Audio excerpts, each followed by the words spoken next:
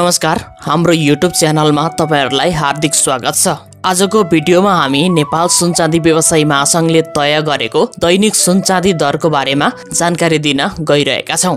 आजको दिनमा छापावाल सुन तथा तेजाबी सुनको मूल्य के कति रहेको छ? हिजोको दिनमा यसको मूल्य के कति रहेको थियो? आज घट्यो वा बढ्यो? कतिले घटबढ भएको छ? यसको बारेमा पनि जानकारी दिनेछौं। साथै आजको दिनमा चाँदीको मूल्य के कस्तो रहेको छ?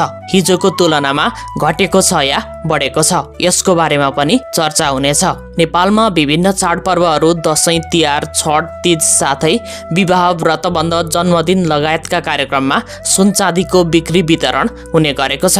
अझ विवाहमा त सुनको बिक्री वितरण धेरै हुने गरेको छ। जुनसुकै समयमा पनि मानिसको ध्यान सुन चाँदी दर के कति छ भन्नेमा रहिरहन्छ।